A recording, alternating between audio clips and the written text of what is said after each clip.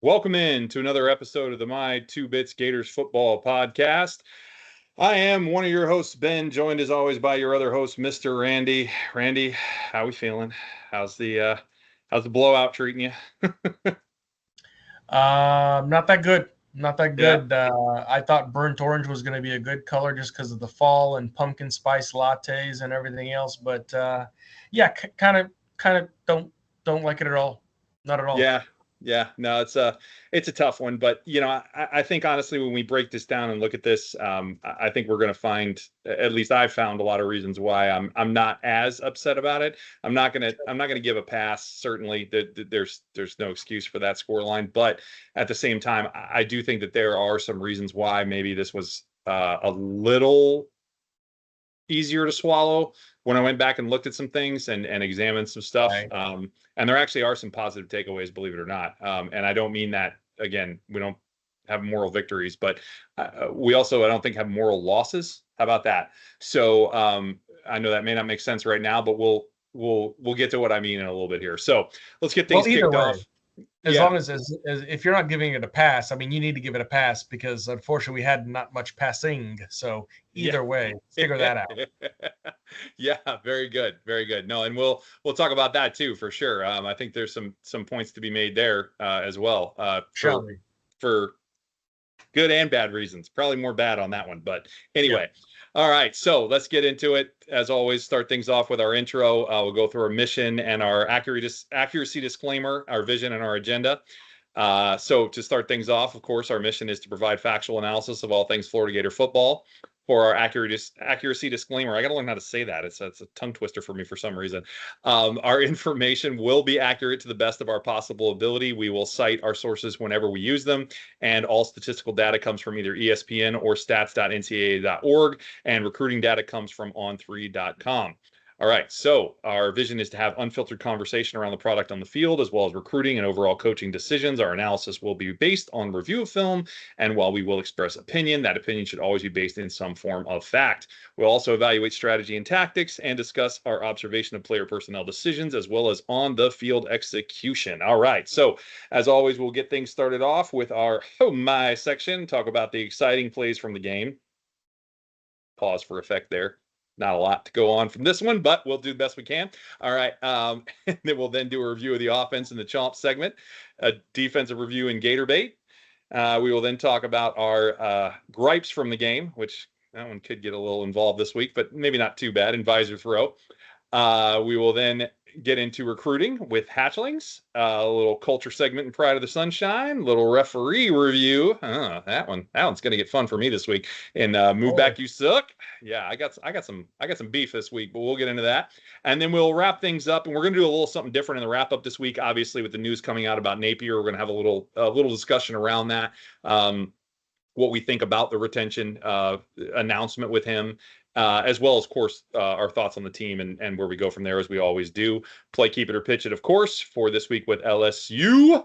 And then I will go through the Sims notes, as always, from NCAA 25. So with that, let's get things started off and talk a little. Oh, my. What do you got for me? Oh, you mean exciting plays? Yes. Sorry. Yes. Sorry. I mean, exciting plays. Yes. Yeah. Oh, Yes. okay. Exciting plays. You may have had to watch a few times to find them, but yes, I mean, exciting plays. Yes. No, I you know what? The game started at like 11:06 a.m. Central Time. Like, holy smokes, man. I don't think they were awake yet. But either way. Now we've had this problem before. Oh yeah, very much so. Most exciting plays. I will say my first one, although it wasn't too exciting, but it was hopeful. I'll say hopeful. On Florida's fourth possession, Mr. Aiden Warner had a beautiful play action pass to Mr. DK for 39 yards. And just like a Celine Dion song, there were glimpses and flashes. So I liked the way it looked. It was great design. It was a great route by DK, good separation, going deep, crossing over. Aiden actually had some good protection that time. But the other thing that showed is that Aiden can place the ball. The problem is we just can't give him 4+ seconds each time he throws the ball. But either way, Great play, great pickup. Wish we would have capitalized more. My second play, Jaden Ball, who has proved to be an absolute baller. In the third quarter, what was more impressive about that TD run, so obviously in the second half, we finally got on the board with a field goal, and then Jaden finally scores a touchdown.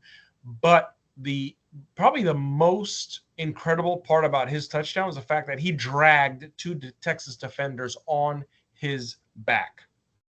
And I tell you what, the thing about Jaden is the fact that I've seen him get better as games go on. He doesn't wear out. He really doesn't. His vision sharpens, and I'm convinced Jaden Ball has that dog in him. He really does. You see it in the way he runs. You see it in the way he approaches the game. You see it in the way he's on the sidelines.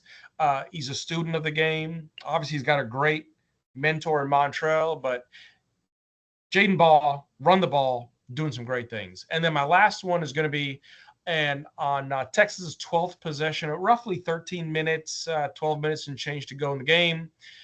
An amazing punch out by Miles Graham, another standout freshman, ball freshman.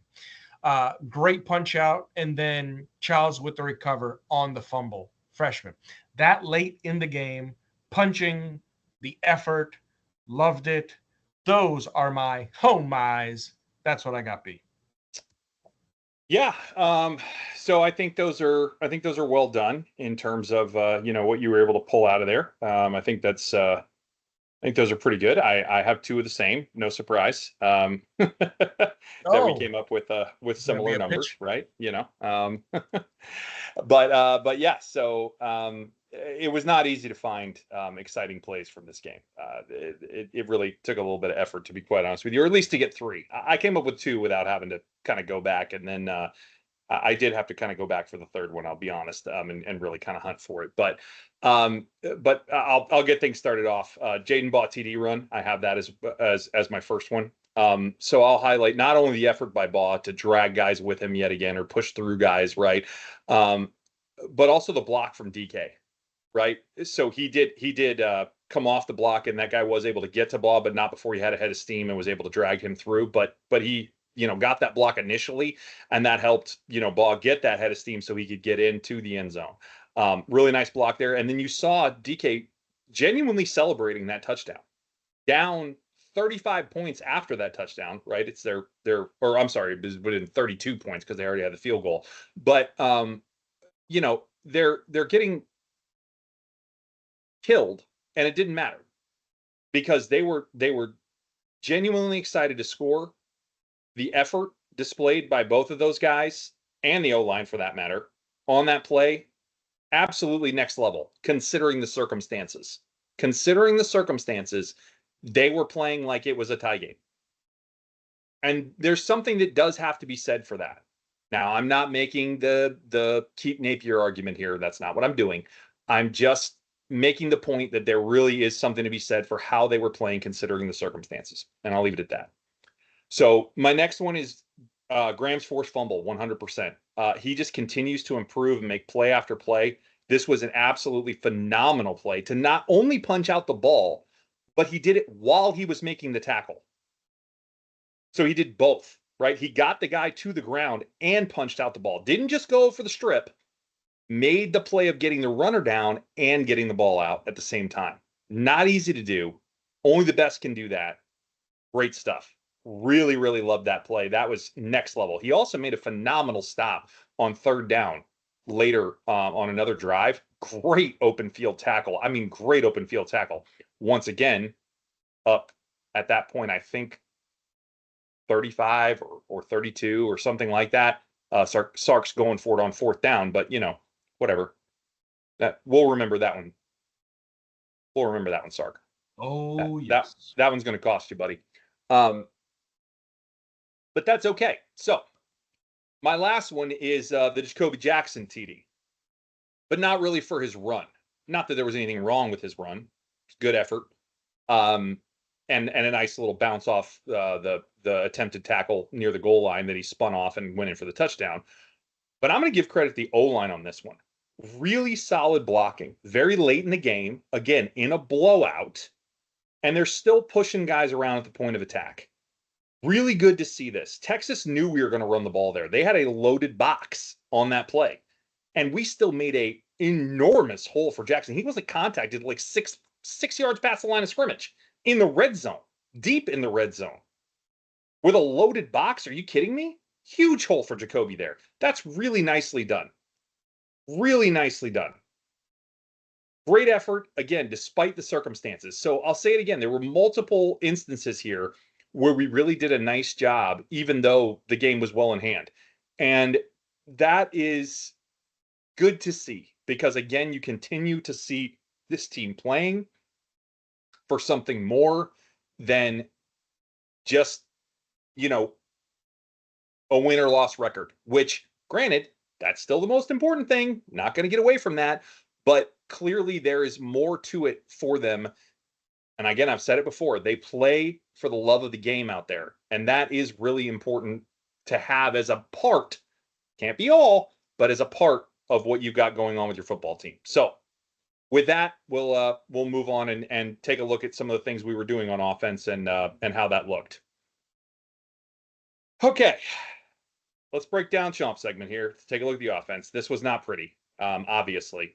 But there were still some positives, and I'm not going to lose sight of that despite how ugly it was. So first things first, Warner QB rating.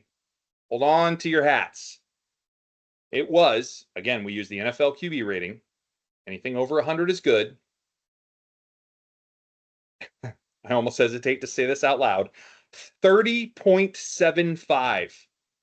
It is the lowest we have ever seen for a UF QB since doing this pod. Now, we had one last week that was pretty low combined for Lagway and Warner. And I guess if we had pulled Warner's alone, it actually could have been lower than this. I'm not sure.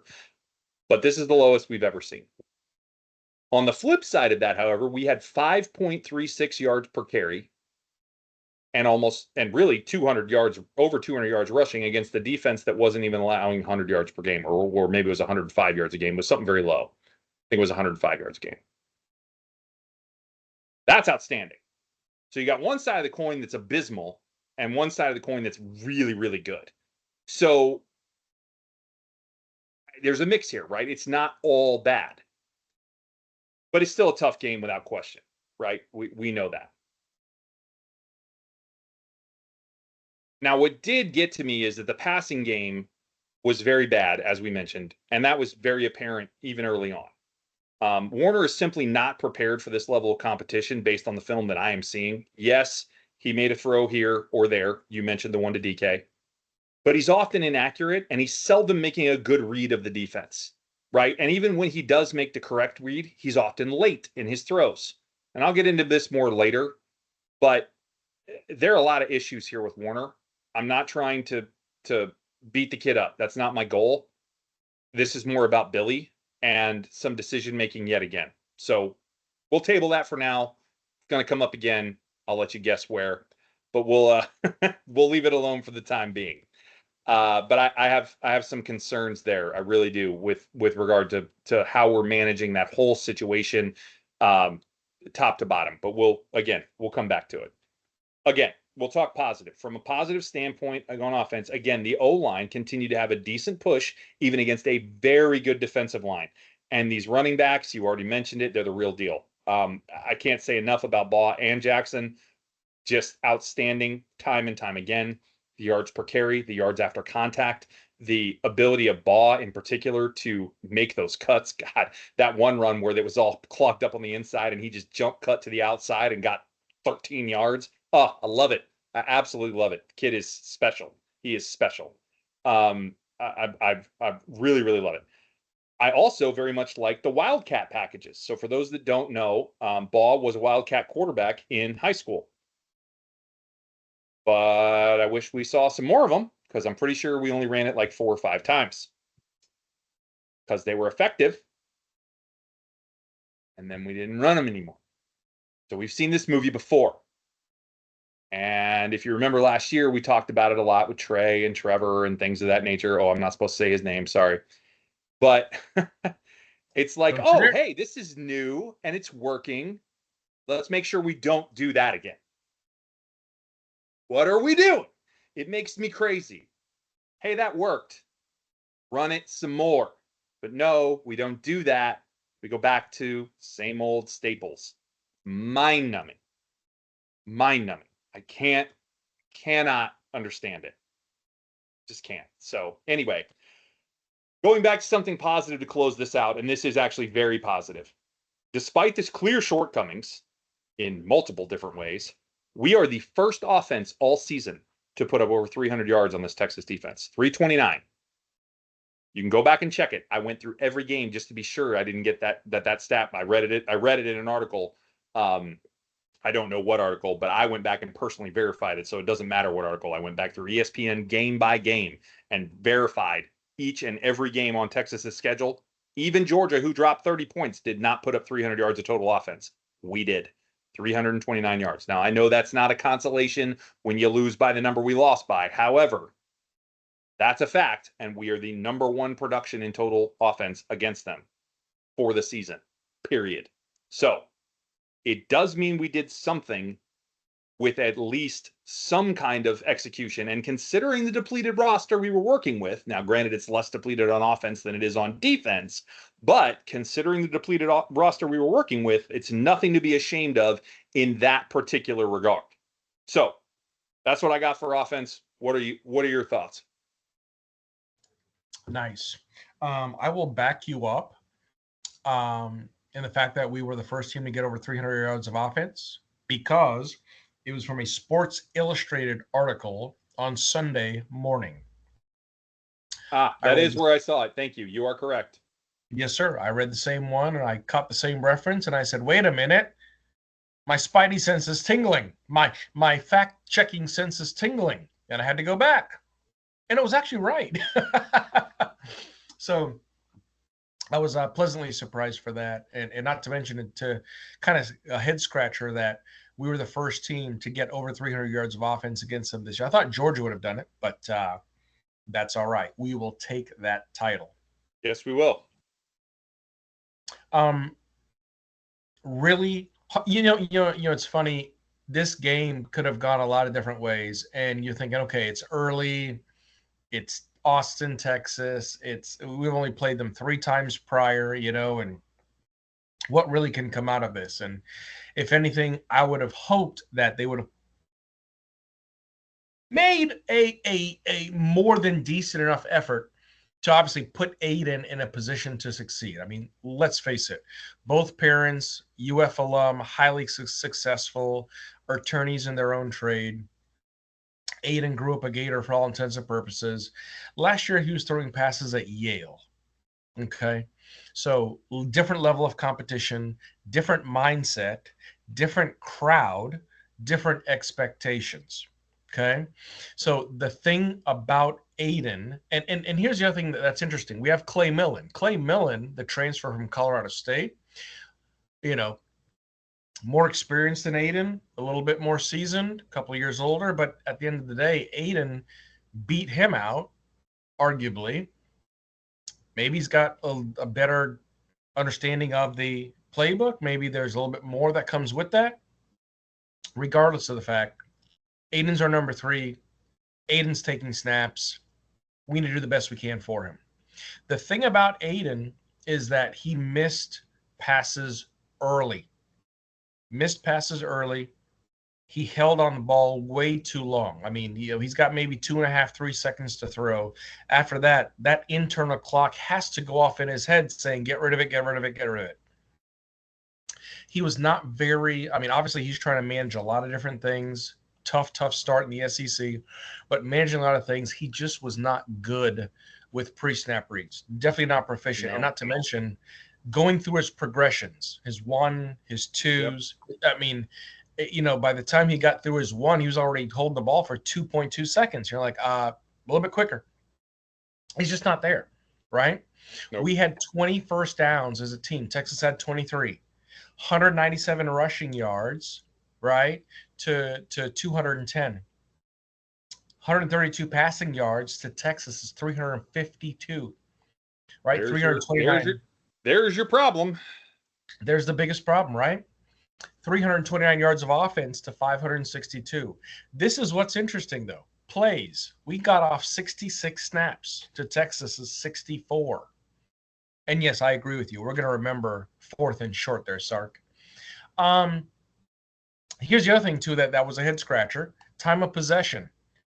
UF was at 32.06, Texas 27.54.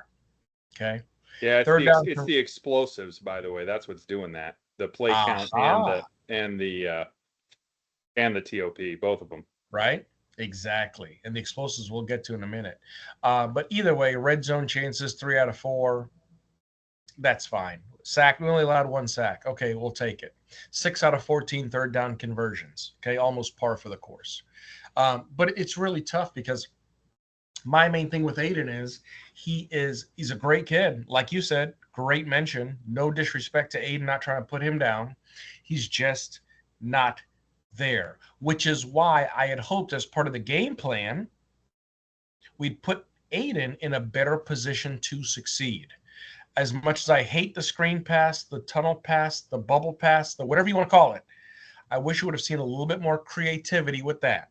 I wish I would have seen a little bit more pre-motion movement on our side of the football when it comes to that, to try and get Texas on its heels. Because sure what, Sark did a lot of it to us. We'll get to that. A few quick hits, some slants, right? How hard would that have been to integrate some of that to get Aiden comfortable throwing the ball? Aiden can throw the ball. Aiden can throw a spiral, no problem. But we don't need him to try and throw the ball 18, 20, 25 yards downfield, try and get a big play back. Okay. B, great call out, and I had it in my notes. Baugh, the Wildcat, loved it because this kid clearly can do a lot of things. Wildcat quarterback in high school, linebacker in high school, at 238, 240 pounds, he can do a lot of different things. It did well, and then it went away. Maybe it went away because he thought it was predictable. Okay, no problem. But bring it back. Like, don't do away with it all entirely. We're not saying just not to the point where you can bring it back and run it again and take a break for 2 plays. Just, we never saw it again after, 2 or 3 times they ran it. Real tough. Yep. Didn't score until 7:03 left in the third quarter on a field goal. Didn't score until 7:03. Let that sink in. And then Baugh and Jackson, Jacoby, the only knock I'll give Jacoby is hands on the football in the first quarter. Outside of that, Baugh and Jackson accounted for 204 rushing yards, 20 receiving yards, and roughly 68% of Florida's offense, total yards. Yeah. Unreal. Needed to rely on it more. Needed to get Aiden a little bit more comfortable throws, comfortable in the pocket. Outside of that, the offensive line, I'm going to give a shout out to them like you did over there in but some pretty good blocking to be able to open up some of those gaps for that rushing production. So great there. But that's all I've got for offensive review. There's not much to say about the chomp. We didn't take a big chomp in Austin, arguably so, but a few little glimmers and flashes. So I'll leave it at that, B. Yeah, and again, I'm going to save some thoughts on this for Visor Throw, but yeah, I think your points are all pretty solid. I mean, I think there was maybe some more to be had there, but I think there's also a limit, right? It was always going to be a tough road to hoe when you don't have Lagway back there, when Badger's out, when Wilson's out, right? We were injury depleted. I mean, Damian George didn't play either, by the way, which not that we would have thought at the beginning of the year that Damian George not playing would be a big deal, but it has been. He's actually been pretty good. He's been much better than he was last year. Really, he hasn't been our strongest offensive lineman, but he hasn't been our weakest either. So, that O-line's really been playing well. And they did okay without him too, but it still would have helped to have had him. So, again, that's what I just say. 1, 2, 3, 4 starters. Well, technically, DJ's not even a starter, but he would have been the starter, right? So, call it Graham or DJ, pick one, right? Either way, the starter's out at quarterback. So, O-lineman, 2 receivers, right? That's 4 guys on offense, starters not playing.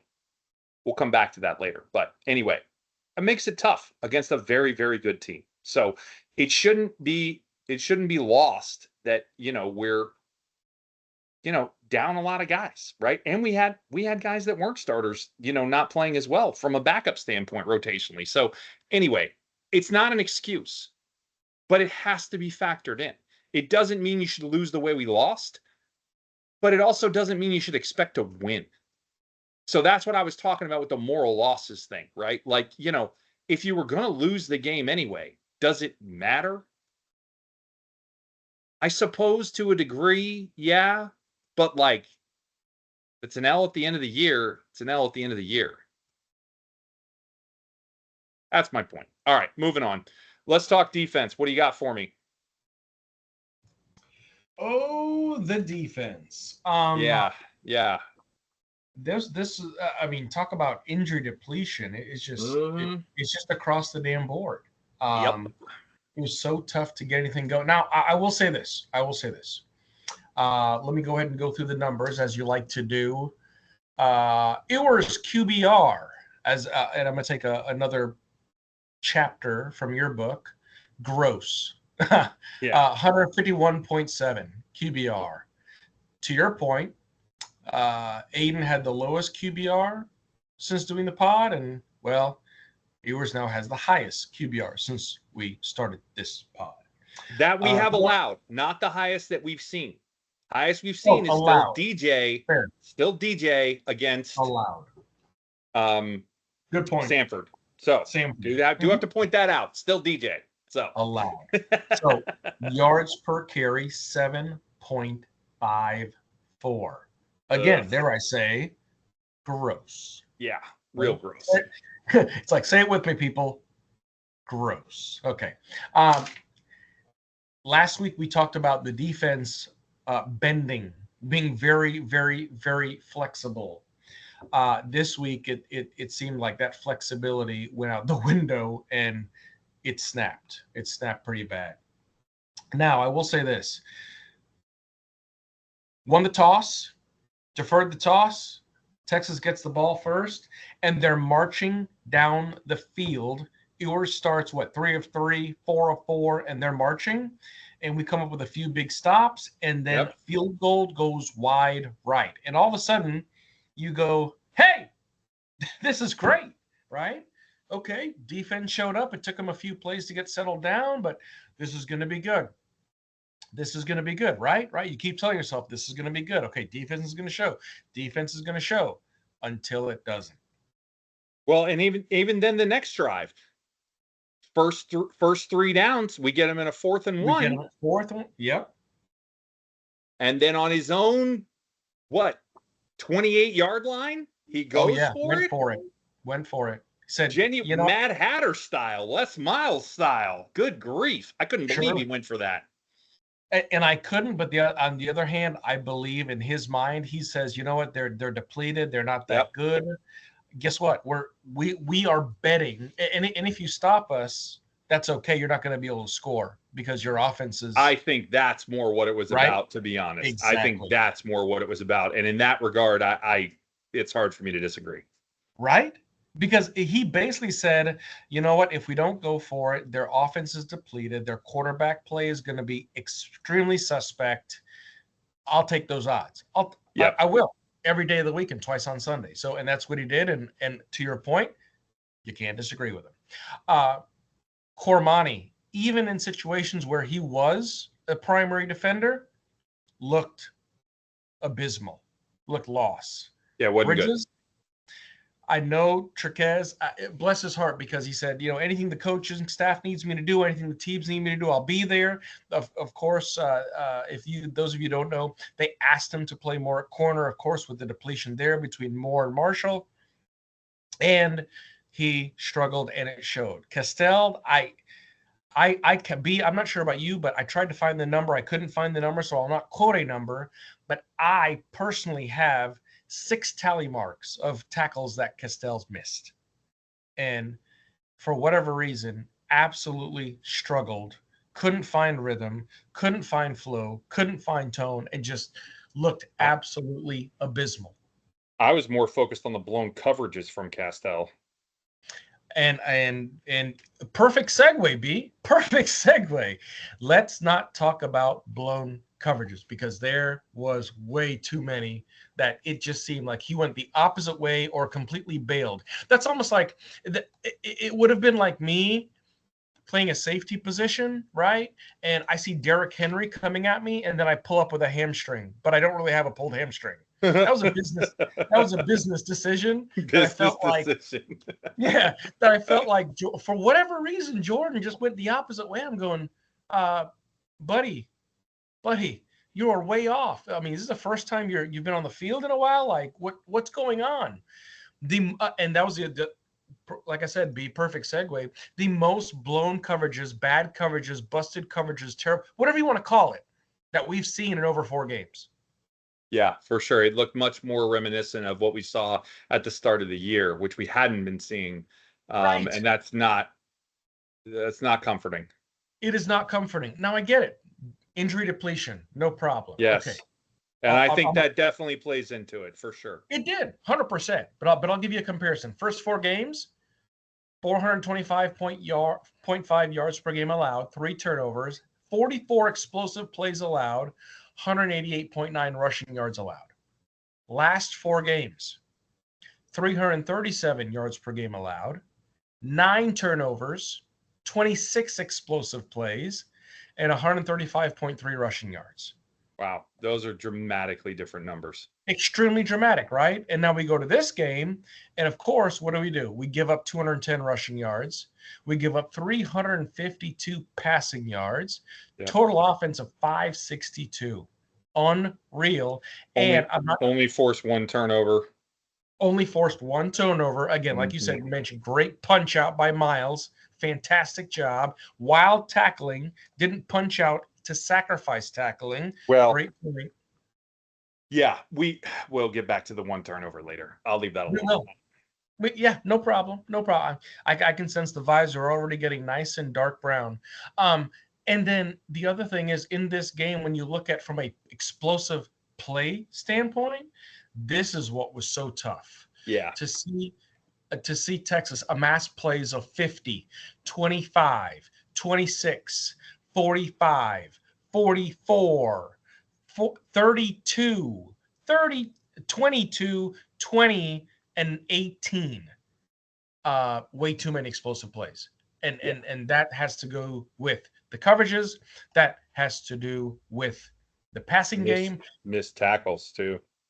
And a bunch of, and that's the other thing, too, B. I couldn't find a number on missed tackles. But I couldn't either. Absolutely atrocious.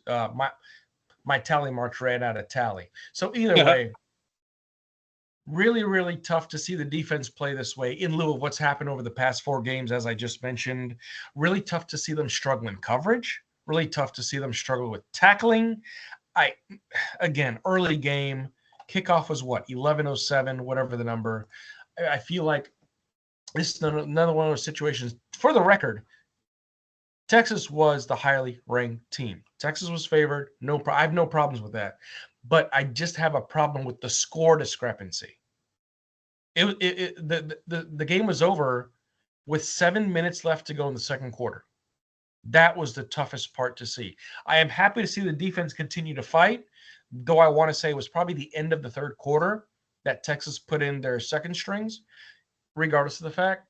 Really tough game for the defense. I really hope that doesn't translate to coming back home in the swamp this Saturday. That's all I got for Gator, baby. Yeah, no, those are fair takes, and I think it's going to depend on how healthy we can or can't get, especially in the secondary versus a very pass-happy LSU team. It's going to be a factor, quite frankly.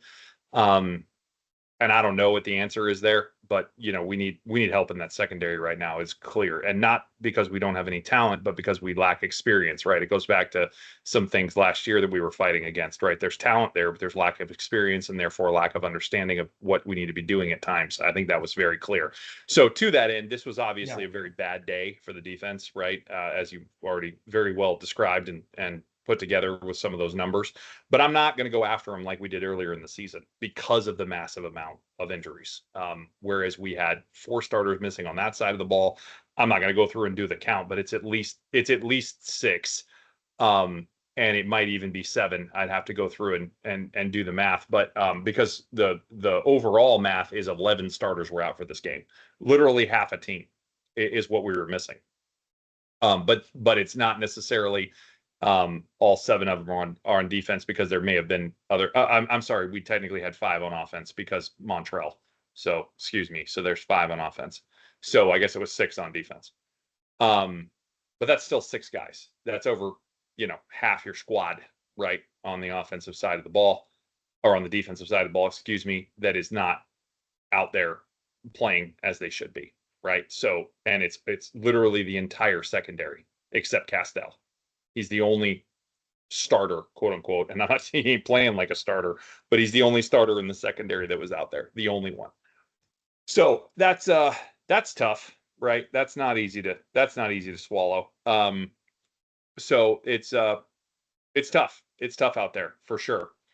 And we're really, we're having a struggle there in the secondary for sure. But having said that, I still liked a lot of the scheme that we played for the most part.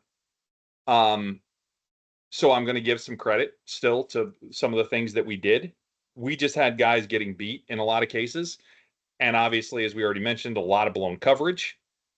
But again, with this number of backups in the secondary and so much receiving talent for Texas, let's give some credit where credit's due. Texas is loaded at receiver and tight end for that matter, right? It kind of seemed inevitable that this was coming, right? I mean, we talked about that this game was likely not going to be very pretty. Again, it shouldn't have been this bad. I'm not giving free passes for it being horrible, but I'm also not going to crucify this team for it looking like this and say it's, some horrific thing that this happened when 11 starters were out of this game. Like, there's got to be some perspective here on this. Again, I'll hit on that more later, so I'll leave it alone for now. So again, things that were not good. Bad tackling. A lot of missed tackles. While there were, big plays that happened that were due to us being out of position and due to probably some communication issues, miscoverages, whatever the case might be, there were also way too many opportunities to stop some of those plays with better tackling that did not happen, right? This is something we've seen be much better, so hopefully it's just a product of the lack of depth here and not something more. But it's something we're going to have to keep an eye on for sure, because this was, I think, by far our worst tackling game of the season.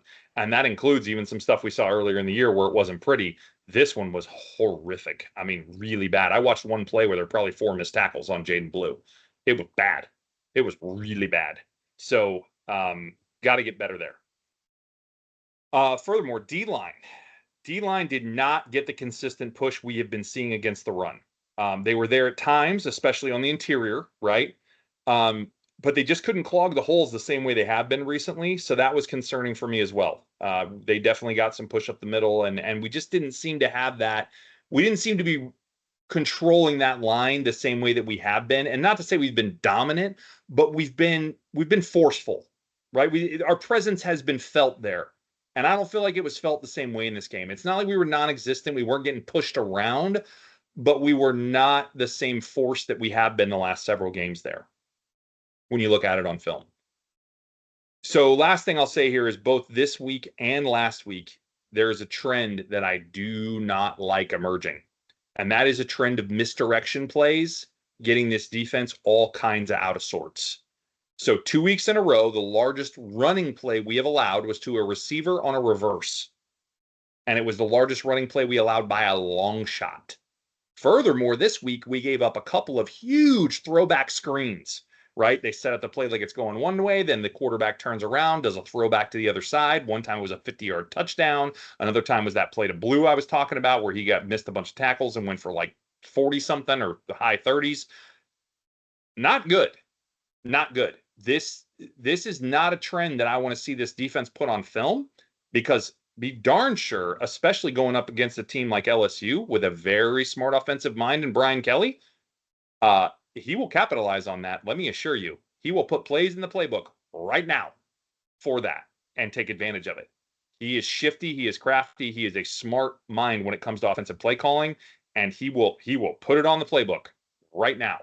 We have got to dial that in, get that taken care of. Now, Kentucky tried to reverse 2 weeks before, and Aaron Gates shut it down. But what I'll tell you is, if Aaron Gates wasn't there to make that tackle, Barian Brown was going to the house. There was nobody on that side of the field, and that's a problem. We're flowing too much with the play when there is a reverse coming. We're not staying at home like we need to be. And I don't know if that's an over pursuit thing to try and stop the run because we have too much concern. I don't know what it is, but something's got to be done there, because that is very, very concerning to me, because it's really starting to show up on film now. Once was one thing, even maybe twice with that Bond reverse. It's Bond. He's very fast. And that was a really nice play, by the way. It was like a double fake on the reverse. That was a really nice play design.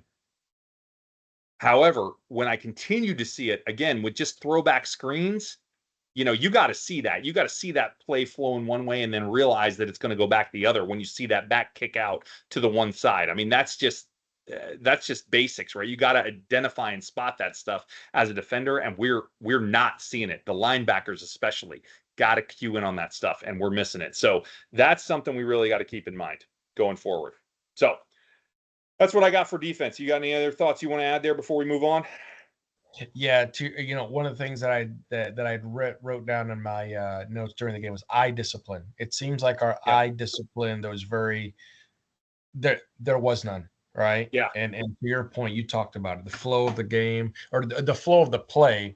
Yep. For whatever reason, we did not have somebody else watching another player. We didn't have a spy. We didn't have this. We didn't have balance to the point where it goes, you know what? If that player goes out that way, I've got to stay here just in case X, Y, or Z happens. And again, it's not difficult. It's just thinking ahead. But when you have as many injuries as you have, and you have as many people playing out of position as you have, and again, my point, especially for Trquez, Castells has been playing his position for the foreseeable future for long enough. But to move Bridges up, right, to corner, and then Cormani, this is an opportunity, I thought, for him to really shine, get more playing time, but he's still very young, very, very young. The eye discipline just and to your point, great point, we have to be ready for those opposite field plays, and clearly we were not. Yep, for sure. All right, good enough. Let's move on. Here we go. Okay. Throw it, baby. Yeah, I'm gonna throw it. I'm pretty annoyed here. This is where I truly do not understand Billy at times. This game, in theory at least, should be what he wants to do. So by that, of course, I mean possess the ball, own time of possession. I know we won it, but we won it because of the nature of the plays that were going on the other side of the ball. And run, and run some more. And yet, we had 39 called runs and 27 called passes. But that lean into the run only came later in the game. Like, I don't know what the first half balance was, but it was way closer to 50-50 and may have even favored pass. Honestly, I don't know. I don't have the stat sheet broken down that way. But even at the end of the game, it's still only 59-41 run to pass. It's not even 60% run. So that's not even that far from 50-50. So that's point one, which is nonsensical to me to begin with. But let's continue. So Warner, as we've already discussed, clearly not consistently accurate and very late throwing the ball in most cases. So why did we persist passing as much as we did when running the ball, once again, was working at least moderately well and at times very well, and their offense was getting everything they wanted against us? This, again, is a game designed for Billy Ball, and he didn't play it, at least not until very late in the game. Furthermore, after the second interception, tipped or not tipped, I don't care. You've thrown 2 picks. You got no points. We're down 4 scores at that point, at least. Maybe that led to the 5th. I can't remember. and he's struggling massively in the first half, right? He's just not doing well, meaning Warner, and still no lean to the run. Okay, you're not going to do it. Fine, whatever. Why are we not looking at bringing Clay Millen in? Is he really that much worse? Kid's a 4-star, as you mentioned, lots of experience. And for those of you who might be thinking he's going to redshirt him, no, he's not. Clay's already redshirted. He can't redshirt again. The red shirt's burned. He redshirted at Colorado State. He cannot redshirt again. So that ain't it. So I don't know why we're not at least bringing him out there to try when we're getting wrecked in a game. It's hard to believe that it would be that much worse than what we were already seeing on the field. Once again, they're just decisions that are very difficult to understand and that don't seem to be logical. They look stubborn, they look thick-headed, and they look ingrained in a pre-made, pre-planned process that was decided based on things that were looked at and talked about before the game. And therefore, this is the way, this is what I must do. I cannot change because this is what I already decided. And it just goes back to those things that we've talked about so many times with Billy. This is the problem. This was my plan, so this was my plan. I cannot change my plan because this was my plan. Drives me bananas. You have to pivot. You have to adapt. You have to adjust. You just have to. And he just seems so incapable of it. There is so little evidence that he's not. Now, listen, I want to emphasize one thing before I turn it over to you here. I've been really hard on Billy for most of this season, and it is not personal. This is purely professional. I think he is probably one of the nicest guys doing this in the business. I think he is probably a phenomenal human being. I don't know how you couldn't be when you're building this kind of culture in a very difficult environment, especially with all this NIL that is now present. That probably makes it 10 times harder to build the culture that he's building, and I admire him incredibly for it. I am not trying to berate him personally in any way at all. I like the guy when you talk about it from a personal standpoint, from everything I know of him. Obviously don't know him personally, but I want to make that clear. This is not personal. It's just decisions that I see, again, based on the evidence that I have on the field, that are very difficult for me to understand. Obviously, he gets paid a lot of money to do this. I get paid nothing to do what we're doing right now.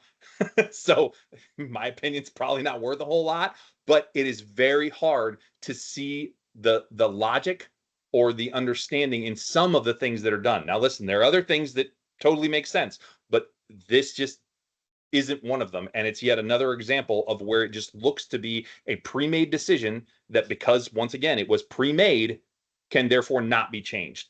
And I just don't understand that, because again, it's something we've seen evidence of countless times here. And I don't think that's an effective way to make decisions in a, ever-changing landscape of a football game. So that's something I really wanted to make sure I said during this episode, because I feel like it's been something where I've been pretty harsh on him, as I've said, but I just never wanted it to come off as a personal attack, because it's never meant to be that way. So with that, close out visor throw. What do you got? Good job. Thank you. Good job. And yeah, that's the funny thing about Billy. You want to like him, and for all intents and purposes, as a person, as a human being, he is very likable, and clearly the players like playing for him. So that is what it is. What was interesting, especially after this loss, is to hear some of the comments that the players made in the postgame. And as much as people are to blame for again, not just the loss, but the way in which we lost, especially compared to how the last 4 weeks have gone. To hear Jordan Castell, and again, I know didn't have a great game, say that he was happy for Billy getting the extension, which I know we'll talk about later. You look at a couple of other players making a comment about keeping Napier in Gainesville.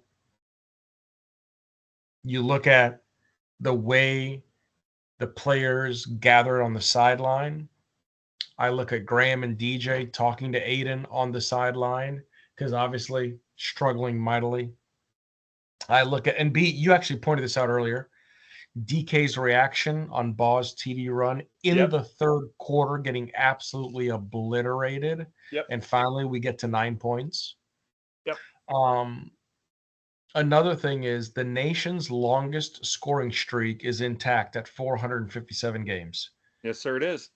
Right? For those of you who don't know, our last shutout, or in other words, the time we scored 0 points, October 29th, 1988 at Auburn. And I will say this, shame on you, Jesse Palmer. I know you're a commentator now, you're an analyst, but shame on you for saying that streak is in play or in jeopardy. No, sir. And he said it early in the second quarter too. I was like, are you kidding me, Jess? Yeah. Really? Yeah, it was pretty early to be talking about it. I agree. Go back to hosting the Golden Bachelor or whatever the case might be, whatever you're doing. So, players never stop playing. Graham's punch of the ball late in the third, going in the fourth quarter. How hard Ball and Jackson still running the ball. And then I'm going to hop on your bandwagon, B. If Ball and Jackson, for the two-headed monster that they were, was doing so well, and a lot of your scheme is predicated on running the football. Yep. Why are we putting Aiden in unsuccessful situations? Yeah, I just don't understand it. Asking for a friend. Okay? Asking for a friend who's recovering, who's in therapy. So that is one thing that just boggled my mind as far as, the other thing is if you want to try and get cute and use a jet sweep, whatever, but outside of seeing the Wildcat 2 or 3 times, that was it. And yeah, it started the second half, but let's face it, at the end of the second half, the end of the third quarter going into the fourth, that's when Texas put all their twos in. So no, that was no reference to Texas two-step. Just saying. That's where they put their second string in. Billy broke a clipboard. Doesn't that sound strange saying Billy broke a clipboard? Yeah, Billy broke a clipboard. So clearly there was some visible frustration, some emotion coming out of Mr. Napier. Billy Napes. Interesting. Cool. Yeah, I feel like he's just frustrated that they didn't execute the plan better. Once again, I feel like that's always the issue, right? Like, we didn't do the things we needed to do better. Instead of, how do I better position my team, once again, as we talked about, to be in a place to do better when they are, at this disadvantage or in this advantage, right? Like, what do I do to help put them in a better place? And I feel like that just doesn't happen with him.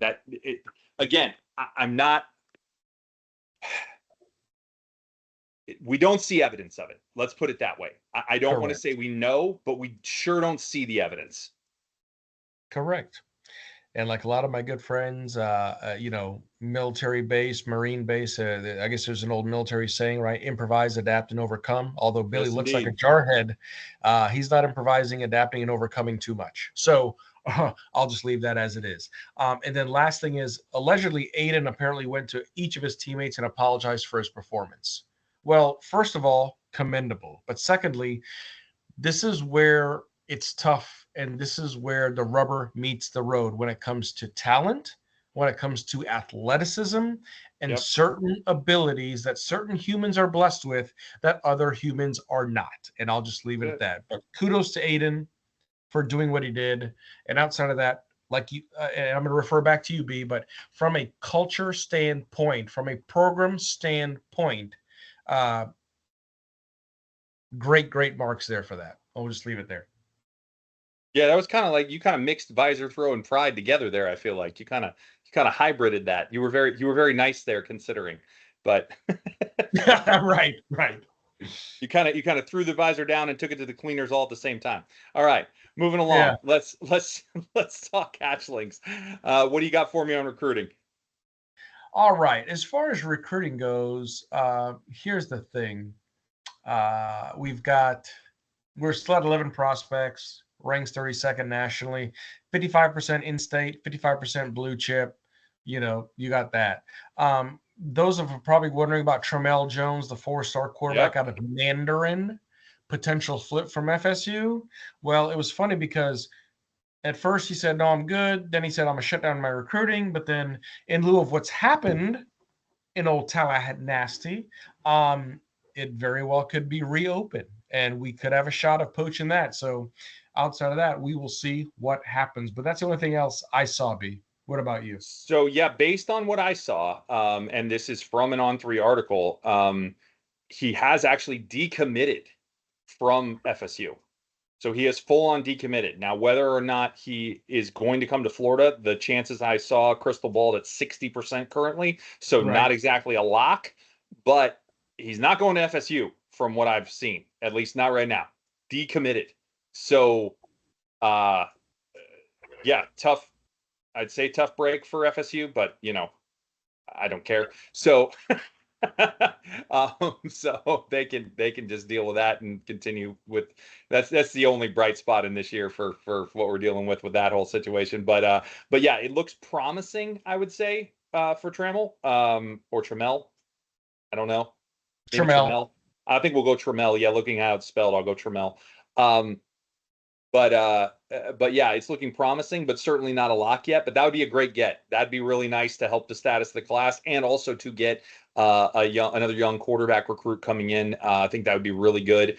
Have him 2 years behind Lagway. That's a nice cadence to have a good backup, right? That's where you want it. Not having one in this year's class, as much flack as Billy has taken for that, which I think is ridiculous, by the way. Oh, why don't we have a good third string quarterback? Oh, yeah, because those are common. Like, I think that's absurd, by the way, for anybody that's giving flack about that. I don't understand why we're having a big deal made about that. Second string, yeah. Third string, come on. I mean, let's pump the brakes. But anyway, so yeah, I think that's great, assuming we're able to get that, but obviously not a done deal yet. So we'll see what happens. And again, good news, no more decommits yet, but we'll see. Yeah. Yeah, this week could have hurt that, quite frankly. So we'll have to see what happens. But hopefully the injury situation will help soften some of that blow. But we'll see. I don't know. Tough to say. I think this week's game is going to be key in that regard. So moving on. Let's talk a little Pride of the Sunshine. You already kind of mentioned it. Any other culture points you want to make before I get into mine? You know what? I did a goof up. I did an absolute goof up. I actually went through Pride of the Sunshine. This was visor throw, and so I did not do visor throw. So that's why it sounded off. Because I'm trying to figure out. Wait a minute. My I my thought it was cadence a is little off. weird. I thought it My was a little cadence is weird. off. Right. So I'm gonna back up All and right. just give my visor throw real quick. Get your visor dirty. Go for it. We already got Thank your you. pride. That's fine. Go for it.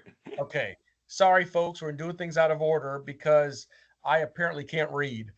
So, anyways, It's all right. It's after blowout depression anxiety. It's okay. you're not kidding.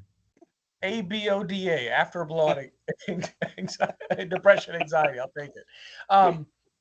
6:05 left to go in the second quarter. Texas was up 21-0, and they go into the half up 35-0. Yeah. 21-0, 35-0. It was Yep. almost like it brought back flashes of the Florida Georgia game a few years ago. Yeah. Yeah. And Oh, just good. before Ooh, good halftime, reference. Good reference. Yeah. right?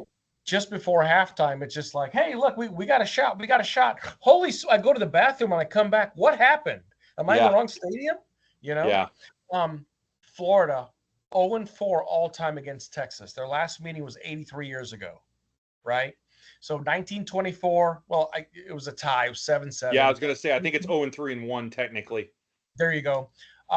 In 1939, lost 12-0. 1940, lost 26-0. So at least we put some points on the board.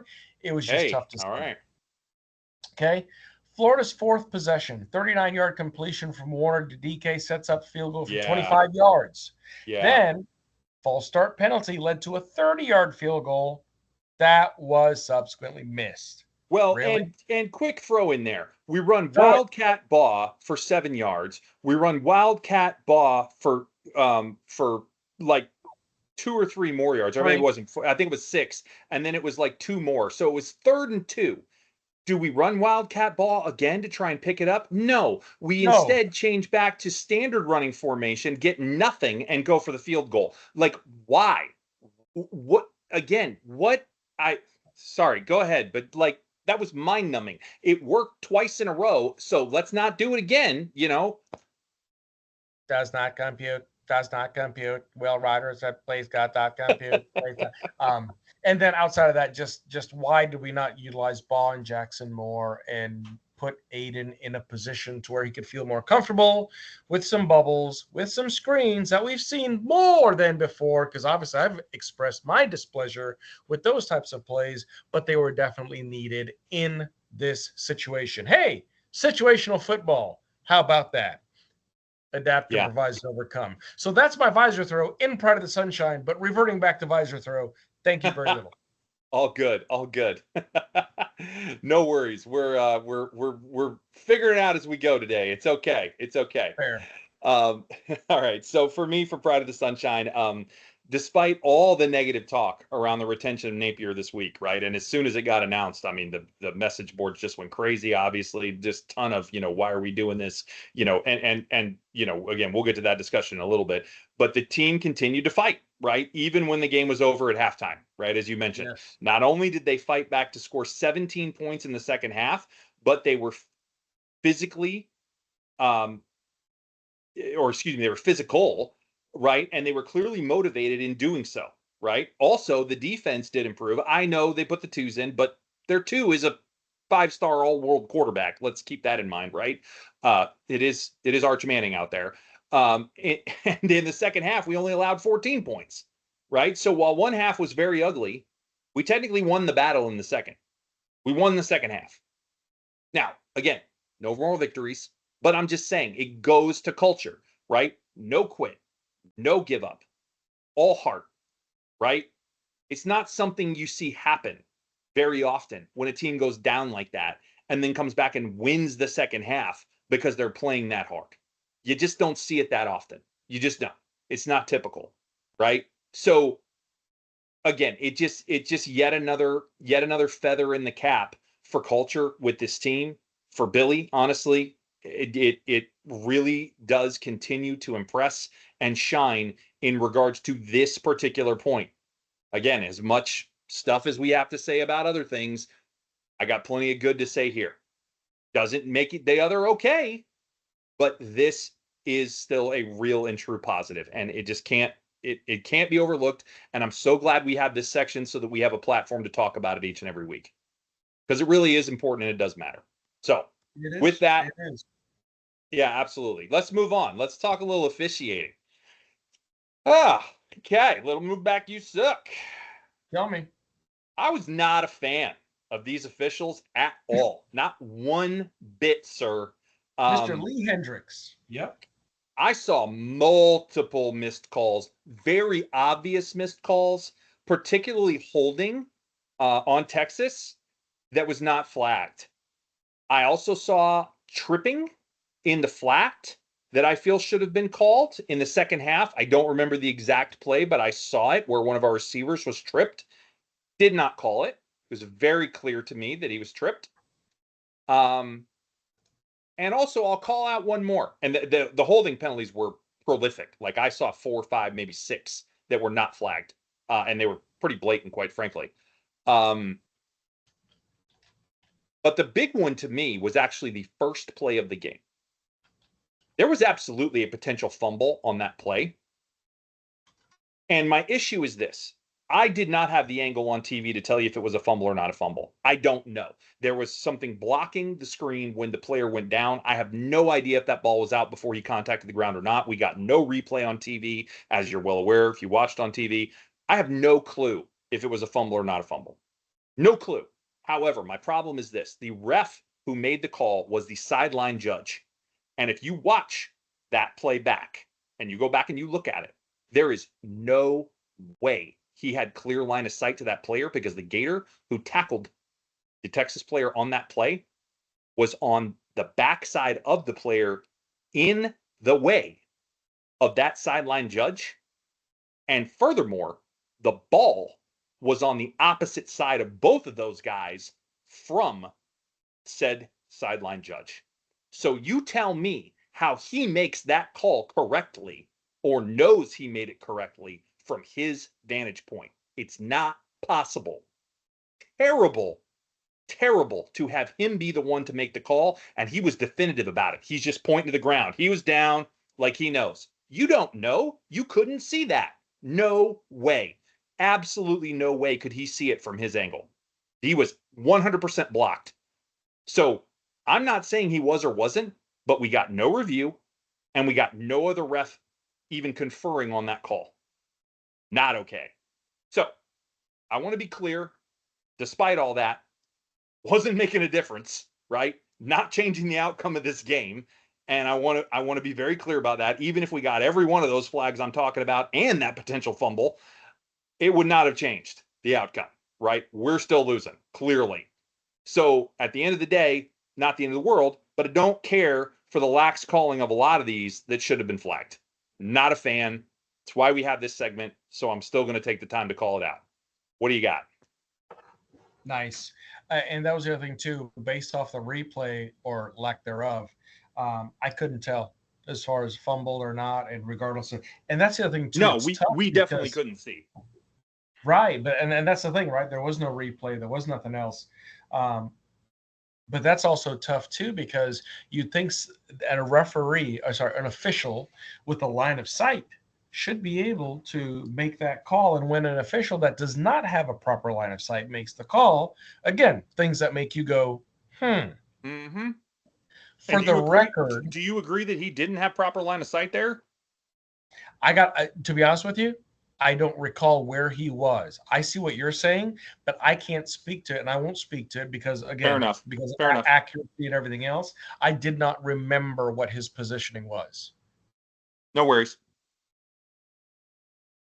But that's the thing, right? If you have clear line of sight, that's one thing. But if you don't and you try and make that call, like, what are you seeing that nobody else saw? Yeah, I don't see how he possibly could have based on what I saw, but it is what it is. Right. Lee Hendricks was the referee. We know we've had some issues with Lee over the years. Dedicated SEC ref, but some questionable calls at time. It is what it is. The one thing I will say is I was glad to see him go over to Aiden after Florida's first possession and talk to him about his cadence and his clapping as far as the motion. So kudos to him for that. Good job, right? You try and circumvent those issues before you have to flag it or, make it a worse issue. So that was very good point. Very good point. So, yeah, we'll take that. Plus 1 point for Lee Hendricks. Outside of that, my personal tally, 4 missed hold calls in the first half, and I stopped tracking in the first half. Fair enough. that were blatantly obvious, so I'll just leave it at that. All right, good enough. So there you have it. All right. With that, let's move on. Let's wrap this thing up. So we'll start here. We'll talk just team thoughts as we usually do. So I'll have you kick that off. What are your thoughts on team overall and where we go from here? And then we'll get into this quick little Napier discussion. Can we phone a friend? Can we call up some players? Can Scotty beam down some like what's going on here? Can we get healthy? Can we see 2 to 3 starters return this Saturday? Please, please, please, please. Fingers crossed, legs crossed, everything crossed. We need to get healthy. We are in the ICU. It is unreal, this injury bug that has plagued this team this year. We have thought with strength and conditioning and everything being what it was. Now, again, we can't plan on turfs not being ready to play. But outside of that, I did not think our injury situation would be as dire as it is. To your point, being down to quarterback number 3. Yeah, like your third string quarterback is a 5-star just waiting in the wings. No, any third string quarterback is a 5-star, has already transferred and is trying to get playing time somewhere else. Exactly. So again, not realistic. I agree with you there. Can we get some momentum back? We're coming back to the swamp. Big game, LSU. LSU. Hopefully we don't have to go back to times like that. Please no, Marco. I know, I know. So it's one of those things where if we can find some rhythm again, because this game, I firmly believe, outside of travel, outside of early start, outside of injury, it was one of those just anomalies, right? Especially with how the past 4 weeks have gone. So can we come back to the swamp? Can we come back? Can we get some of that great playback, that energy? Because again, let's face it, the energy is always going to be there. That's why part of the culture is what it is, and part of the sunshine is so good. But we really need some key players to step up, some key players to return. And the other thing that we need is a really deafening crowd on Saturday for LSU. Can we get healthy though? That's the biggest thing. Can we get Yeah. healthy? I don't know, man. At least to a degree. No, I mean we're not going to get To a totally degree. healthy, obviously, but at Yeah. least to a degree. Yeah, I agree. Was that everything? Sorry, I didn't mean to cut you off. No, that's about it. There really isn't much for me to say Yeah, outside of can we get healthy and can we get 2 more wins before the season's over? yeah. Obviously, that's the goal, and this would go a long way in getting us there because I still think one is more or less a gimme, but we'll see. Ha! Um, so obviously a tough result. But we do have to keep some perspective, right? We already mentioned this. We're playing with literally half a team as far as the starters go, right? 11 did not play. That is a tough road for any team to hoe against one of the top teams in the country. I don't care who you are. I don't care who the coach is. I don't care who the team is. When you are missing half of your starters in a game, that's going to be a tough win against a quality opponent, which we played. Now, doesn't excuse the blowout. I've already said that. Doesn't mean you shouldn't have done better. We've discussed some of the reasons why we think we could have done better, right? But it should buy some forgiveness from me, at least, for a loss.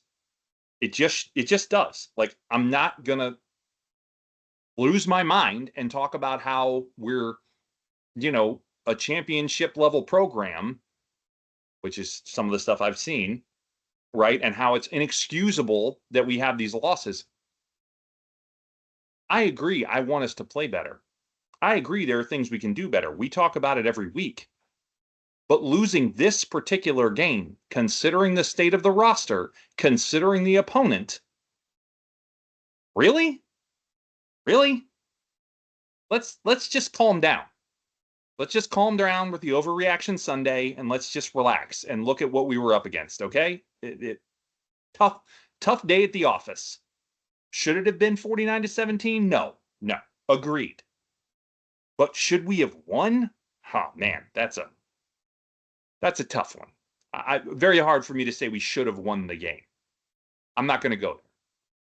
I'm not going to say that. I'm just not. Sorry.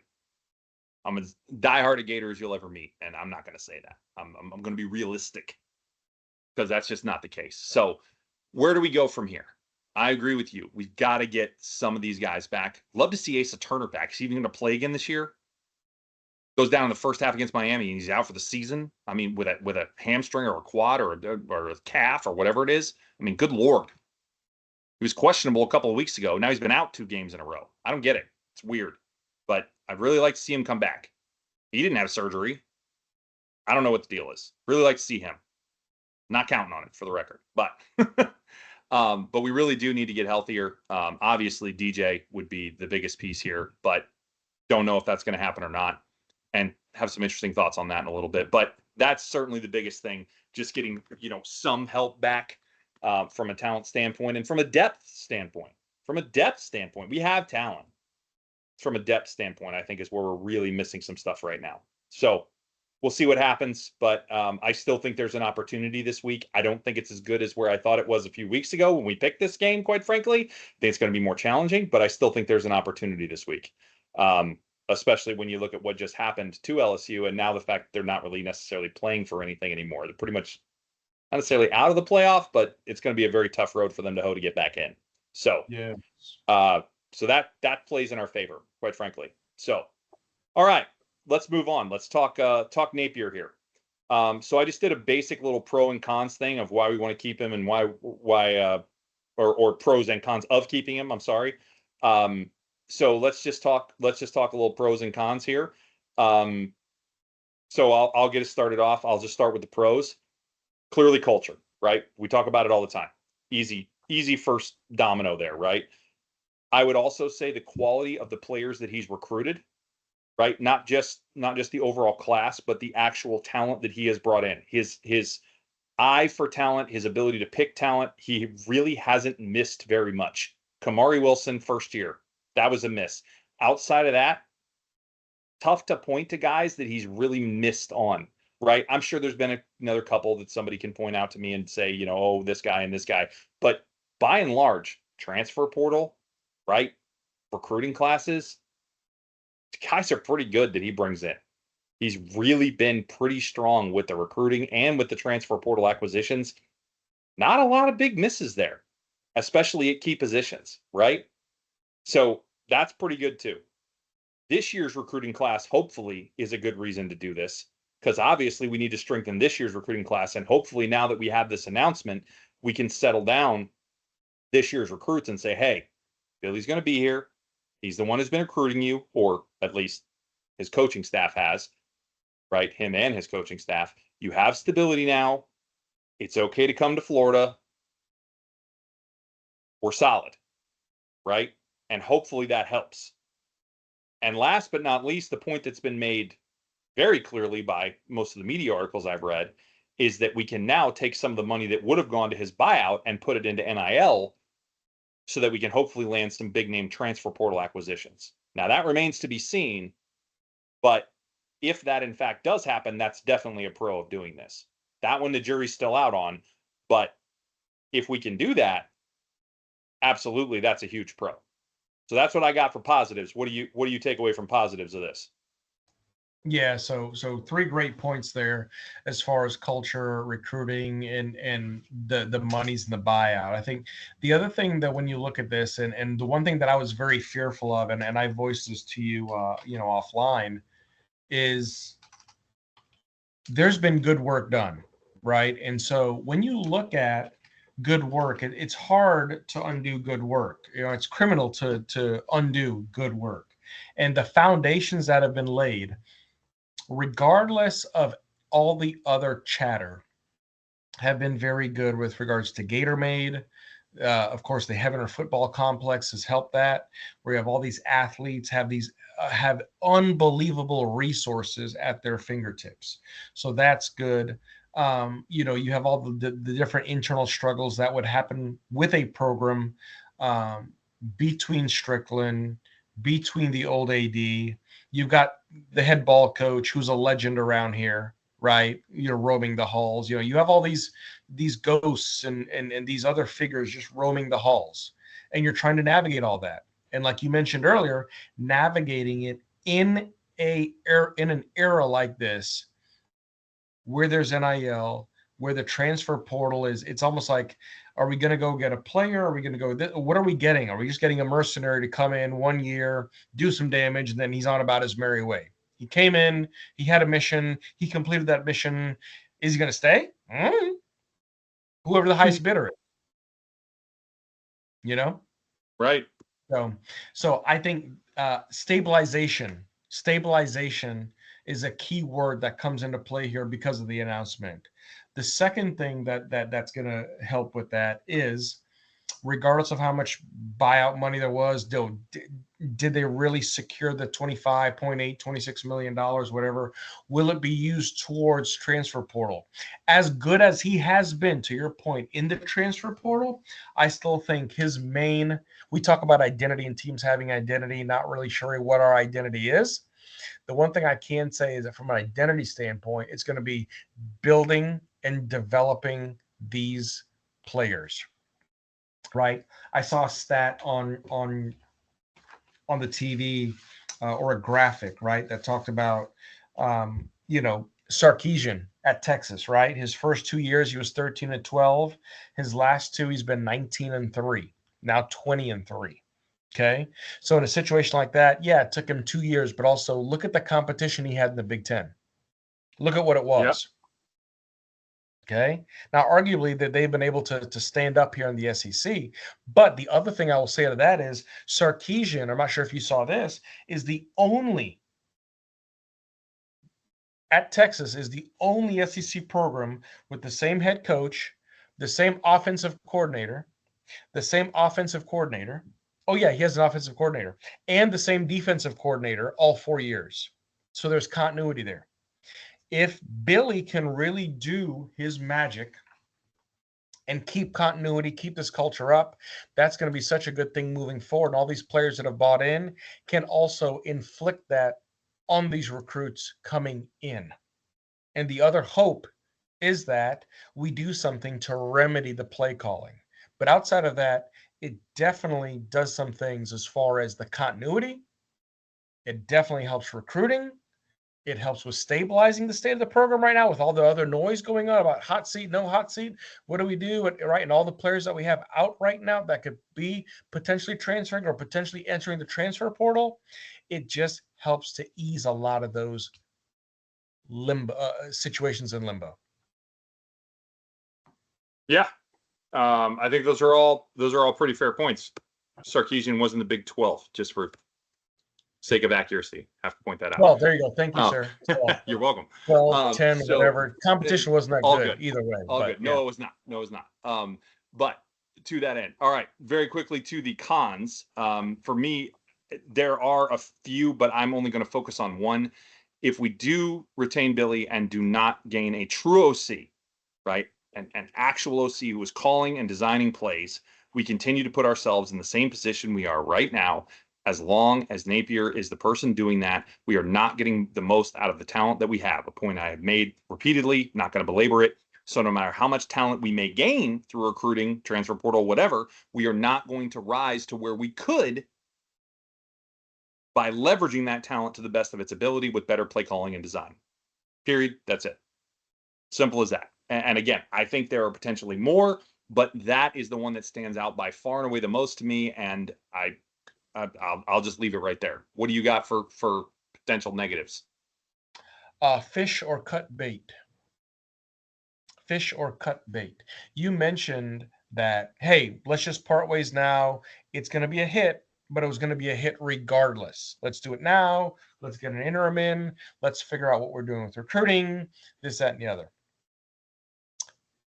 To that end, now there's stability, there's certainty. No problem. But to your point, without a dedicated play caller, do we go back to the same old, same old? Will talent prevail? Will execution prevail and cover up some of the hiccups in coaching? I'm not sure if any of you heard in the wonderful upset that Georgia Tech made on Saturday, but Cristobal was questioned for his coaching decision. Wonder why. Right? And the other point was made by an analyst on ESPN. Cam Ward could not cover up some of those decisions in this game. Yep. So to that end, can the player, level of talent, and execution cover up the play call, cover up the inefficiencies in an offense? TBD. Leave it at that. Yep. Very well said. Very well said. All right. So, to that end, let's move it along here, and we will see what happens. We will see what happens. But I am hopeful that if we do get an OC, that we see some improvement there from a coaching perspective. But time will tell. That's all we can do. All right, keep it or pitch it. Last week's result, we went 3-0. We picked the same, and we were right on all three, which I don't know has ever happened before, for the record. I'm not even sure. I may have gone 3-0 at one point, but we definitely have never gone 3-0 together. Correct. So that's a first. So I'm now 16-11. You were 14-13. We are steadily getting better as the season goes along. We're getting to this team better, figure out what they're going to do. So there you go. So just to review, Texas ranks number 20th in the country in third down conversion percentage at 46.5. UF ranks 76 in third down defense at 39.4. Texas will convert less than 42% of their third downs. We both pitched it. That was correct. They got 45%, I believe, something right in that neighborhood. So we were close. And I said it would be close, but we did not hold them there, and we were right. So Texas ranks number 16 in the country in total offense, 453.1 yards per game. We already know where this one's going. UF ranks number 81 at 381.4 in yards per game allowed. Gators will hold Texas under 420 yards of offense. Big no. We both pitched that one, and we were both right. Last but not least, Texas ranks number 16th in rushing defense at 105.5 yards per game. As I was mentioning earlier, since the first bye, UF has been averaging 154 yards of offense, or 54 yards rushing per game, excuse me. As O-line run blocking has improved, UF will rush for at least 140 yards in this game. We both kept it. We absolutely hit that for 197. Actually, really, it was 204 because the -7 came from Aiden on sacks. Yeah. So, well, actually, one of them might have been a read option, but nonetheless, yeah, that was very strong. So obviously, we were right there as well. So to that end, let's take a look at Keep It or Pitch It for LSU. Here we go. LSU ranks number 74 in the nation for rush defense at 150.8 yards per game, while Florida ranks number 72 for rush offense at 151.1 yards per game. Very similar to what we were talking about. So very balanced there. They gave up about what we get. But of course, we've been doing better than that recently. So Florida will rush for at least 170 yards in this game. Keep it or pitch it. Swamp, LSU, running attack. We don't have a passing attack. Yes, keep it. I'm keeping it as well. Now, DJ may play in this game, but I still think we break that number no matter what. So, LSU ranks number 4 in the nation in allowing sacks at only 0.67 sacks allowed per game. They're very good at not allowing sacks. They have 2 very good offensive tackles. So that could be why. Florida is averaging 2.22 sacks per game. We have 20 through 9 games, which is very good. We're almost pacing to hit that 29 number. We're still floating right around it. Florida will sack Nussmeier at least 3 times in this game. Keep it or pitch it. Aggressive number there. It's an aggressive number, and I want to keep it, but I will pitch it. I think we'll get to him at least 2. I don't think we can get 3. Oh man, that's funny. Same thing I think. We're aligning again. Man, we're just getting on the same page on this. This is weird. I'm pitching it as well. I think the number's 2. I'm with you. I think we get there twice, but I don't think a third time. All right, last but not least, this is key, and we'll get to why in just a minute. UF ranks 95th in the nation on third down conversion percentage with 37% conversion, where the Tigers are 108th in the nation at third down defense at 44.1% allowed on third down. So we're not terrific, but they're not good at defending it. UF will convert at least 44%. So we're going way up. We're going up to their average, not in between, on third down. Keep it or pitch it. Key stat here. We'll get to why in a minute. Keep it or pitch it. I would love that. Sounds great. It's way up from 37. I would love for them to hit that number, but I think it's going to be closer to 41 or 42. So I will pitch, my friend. All right. Well, I called this game a win, and based on what I saw from the NCAA sims, I have to keep this if I'm going to keep it as a win, and I'm keeping it as a win. So I am keeping this number, and I'll get into why in just a second here. But so I'm keeping this one. So we are going to differ here. I'm with you. I don't have tremendous confidence in this, but again, if I'm keeping it as a win, then we got to hit this number, and here's why. So here's the notes from NCAA 25. I ran it with both Lagway and Millen because I can't run Aiden. He's not in the game. And we interestingly did better in the win-loss and some of the number totals with Millen than we did with Lagway, which is super weird. But I'm going to leave that alone. Perhaps the game found some matchup that it liked. I don't know. That's very strange to me. But we'll leave that alone. Not necessarily sure that would be the case in the real world. Again, that's why we don't use it for predictive metrics, right? We don't use it to predict the outcome of the games. However, what was interesting is third down conversion for Florida, not for defensive, but for offensive, was the key stat in these games. In all but one of our wins for Aiden or Lagway, we converted at least 45% of our third downs. And in the one game that we didn't convert 45%, we were better than LSU at their third down conversion. So not only do we want to convert over 44%, certainly, but we also want to convert better than LSU does. However, what I will tell you is even when we didn't convert better than them, we still won in 2 of the games where that didn't happen when we were over 45. So the biggest key is getting over 45. But if we don't make it, we can still theoretically win, according to NCAA 25, if we convert better than they do. Wow. So that's your key takeaway that I found from these. And it was, I mean, a universal constant, like every single time. So very interesting. So there you go. That's the takeaway and what I will be definitely looking for when we play on Saturday. We will both be there. Be good to see you, and look forward to Rock and Swamp for LSU. So anybody else that's there, we will hopefully see you in the Swamp on Saturday. Deal. Absolutely. And then outside of that, I know we got to close out here shortly, but our next regularly scheduled pod is for November 18th. Correct, my friend? Yes, should be next Monday after the LSU game. We'll recap it and go through it and have some more therapy. And of course, you know, the reason why we do this pod, we just for the love of the game, passion, Gator football. We love doing it. And if you're good, B, I'll go ahead and sign us out. Yeah, I think I'm all set. Appreciate it as always. It's been fun. To all those listening, we really appreciate you taking the time. And you know, it's always a pleasure to bring this to you. And I hope you get as much enjoyment out of listening as we do as recording it every week.